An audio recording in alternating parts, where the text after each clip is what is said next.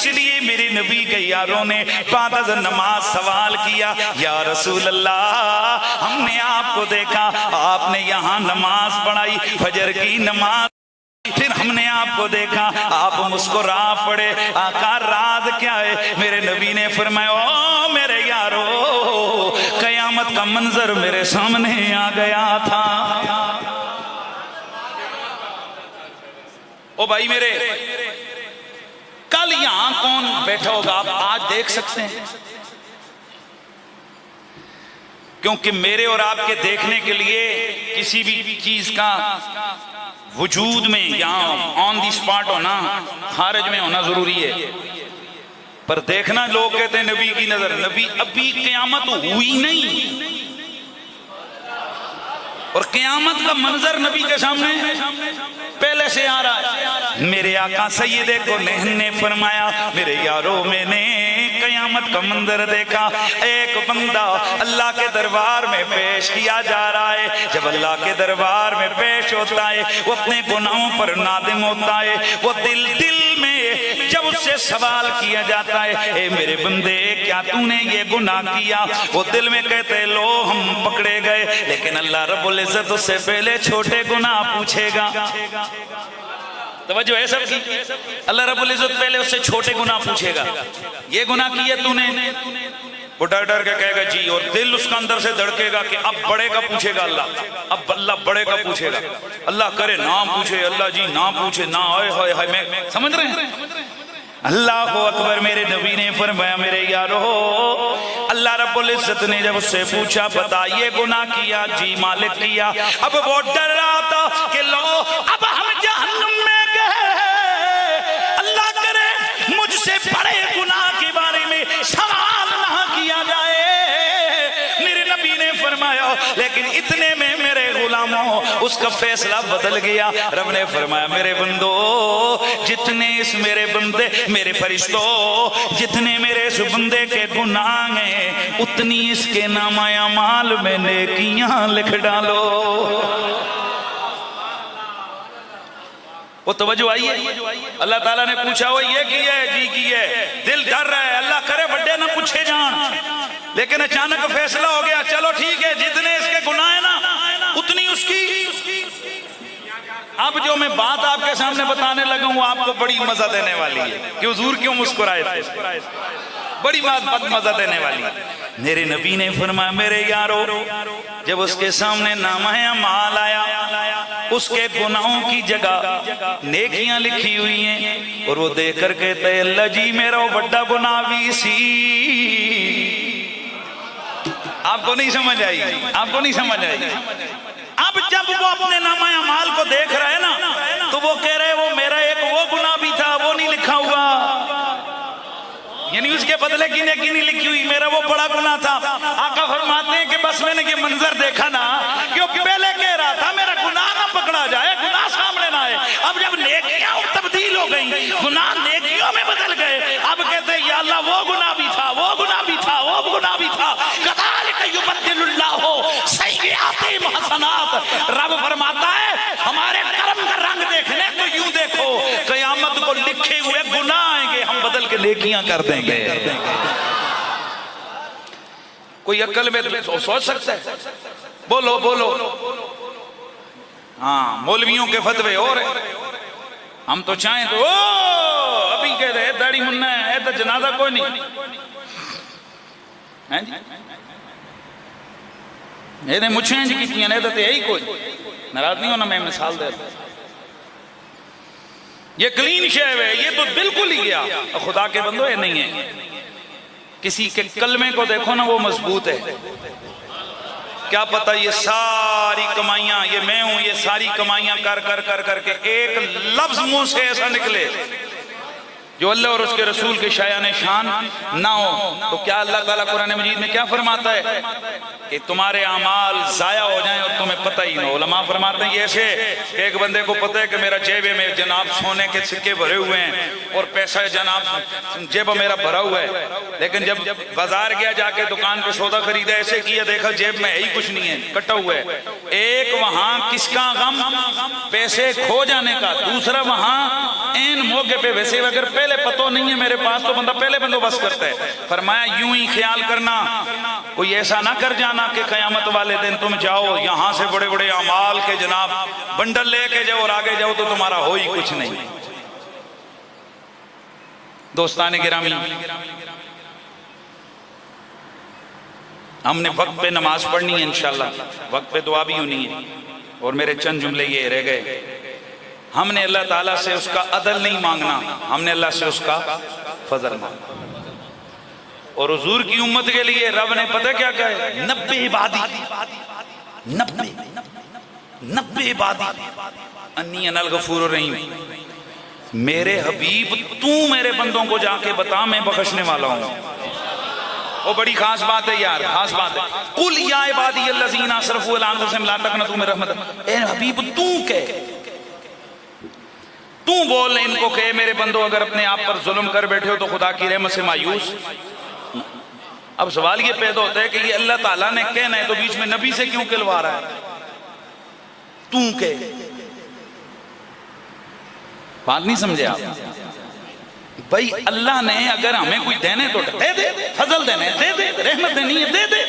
कहा 90 नबी तू बता, कुल तू बोल, या अल्लाह तू खुद बोल ना, नबी क्यों?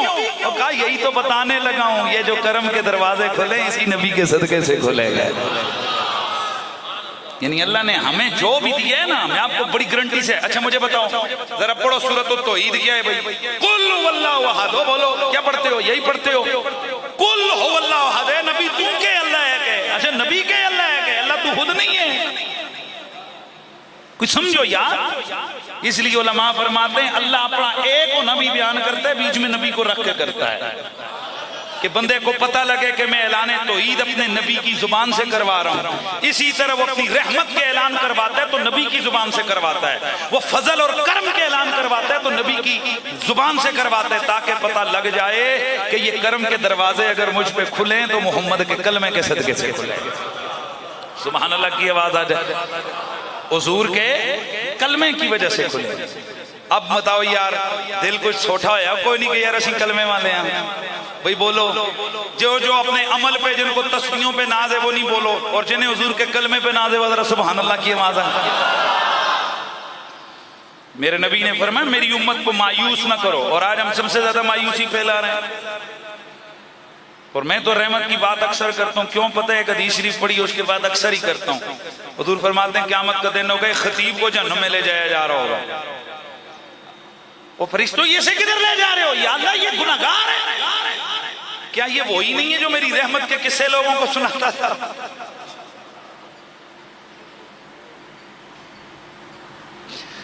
मालिक है वही है, पर तेरी रहमत पे किस्से सुनाता था, अमल खुद नहीं करता था।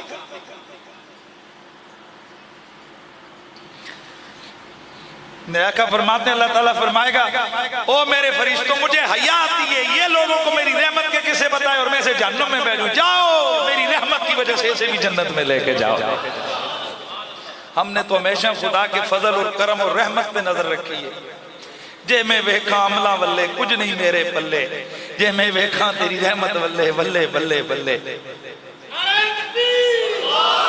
आप लोग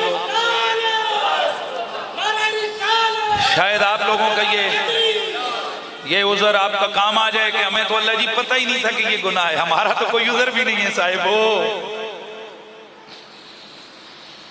हमारा तो कोई उज़र भी नहीं है। हमने तो मदरसों में पढ़ा है, हमने तो अरबियां पढ़ी हैं, हमने तो बुखारियां पढ़ी हैं, हमने तो सब कुछ पढ़ा हुआ है, फिर भी अमल कोई नहीं है, फिर भी नेकियां कोई नहीं है। अब तो गए ना रगड़े में आ गए, पर जे में वेखा अमला वल्ले कुछ नहीं मेरे पल्ले, ओ जे में वेखा तेरी रहमत वल्ले बल्ले बल्ले बल्ले। खुदा की रहमत और मौत को याद करें। हुजूर ने फरमाया कि जब बंदा गुनाह करता है उसके दिल पे दाग नुक्ता जंग लगता है, फिर करते करते जब वो तौबा कर ले मिट जाता है, ना करे दिल बिल्कुल उस तरह जंग आलूद होता है जैसे लोहा जंग पकड़ लेता है। साहबा हैरान हो गए, यार सुना जंग उतारने का कोई जरिया है ना? हुजूर क्या फरमाया तज़किरतुल मौत, जब बंदा मौत को याद करता है वो दिल का जंग उतरता है। कुरान की तिलावत करता है दिल का जंग उतरता है। मैं समझता हूं अल्लाह की कसम ये जो महफिल है ना, ये खत्म चैलम की, ये भी बड़ा अल्लाह की रहमतों में से एक रहमत है कि ये भी एक अल्लाह का एक अंदाज़े करम है कि इसमें आकर कम से कम हमें अल्लाह रसूल की कुछ ना कुछ बातें सुनने को मिल जाती हैं। केवल शाह साहब के इसाले सवाब की महफिल है, तो अल्लाह ताला ने कुरान मजीद में फरमाया कि सब फना हो जाएंगे, सब फना हो जाएंगे, कुल मन अफान, एक अल्लाह बाकी रहेगा। आगे क्या फरमाया, यार मेरी गल सुनो, मैं तुहानू जनाब पानी पिलावा पिला के आखा मजा आई, ये तो गल बनती है। शरबत पिलाऊं खाना खिला के कहूं मजा आया, बात बनती है। तो मैं थप्पड़ मार के आखा हूं मजा आई, नहीं समझ आई आपको। अल्लाह फरमाता है कि सब ने तबाह हो जाना है, सब खत्म, एक मैं रहूंगा।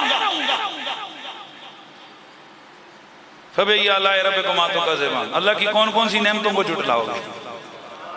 ये अल्लाह हमारी मौत का बयान कर रहा है, हमारे फना होने को बयान कर रहा है, कह रहा है तुमने मिट जाना है, फिर इसमें हमें कह रहे कौन कौन सी नेमत को याद करोगे? हाय हाय हाय हाय हाय।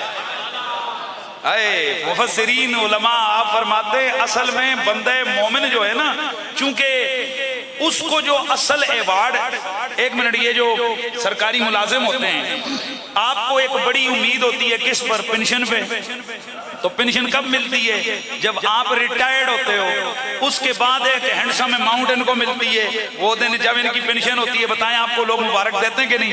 मुबारक हो जी, बड़ी इज्जत से नौकरी की और आप पेंशन मिली है, ऐसे है ना? तो अब मसला ये है, हम हैं मुसलमान, हमने ये जो जिंदगी गुजारी है, हुजूर फरमाते हैं ये तो मेरे उम्मत के लिए कैद की जिंदगी है, ये कैद खाना है। इसे जो इनाम मिलेगा ना वो मरने के बाद मिलेगा। फरमाया कुल मन लया फान, सब ने फना हो जाना है, एक रब ने रहना है।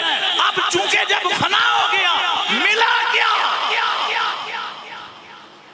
फना की तय में बका का राज मुनकर है, जिसे मरना नहीं आता उसे जीना नहीं आता। ये है असल वो राज कि मुसलमान ने मरने के बाद अपने उस असल मनसब पे पहुंचना है। इसलिए मेरे दोस्तों, ये जो कलमे पे मौत आ जाए, कई ऐसे होते हैं जिन बेचारों की मौत के बाद कोई दुआ करने वाला भी नहीं होता। खुशबख्त हैं वो वालिदैन जिनकी दुआ करने के लिए औलाद है, और खुशबख्त है वो औलाद जिनकी माँ बाप ने वो तरबियत की। ये तरबियत का असर है, वरना मैंने ऐसे ऐसे घर भी देखे हैं, मैं नाम नहीं लेता। यहाँ इस्लामाबाद में एक जर्नल साहब हैं, उनका ताल्लुक खुशाब के इलाके से था, तो उनके खुद चाचे के बच्चों ने, रिश्तेदारों ने मुझे इस तरह बैठ के बताया। कहते हैं कि जैसे ही वो हजरत साहब कर्नल हुए ना, तो उन्होंने हमसे रिश्ते तोड़ दिए थे। फिर जर्नल हुए तो फिर तो सब कुछ ही टूट गया। जाहिर है जर्नल है, वो फौत हो गया।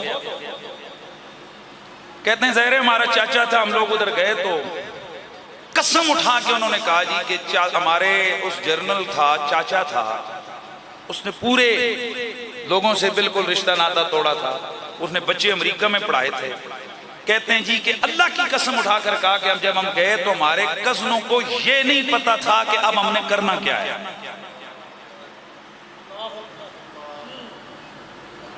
और वो बार बार कह रहे थे कि वो वाशर कहां से मिलेगा, यानी अब्बे को गुस्ल देना था ना, वो वाशर कहां से मिलेगा।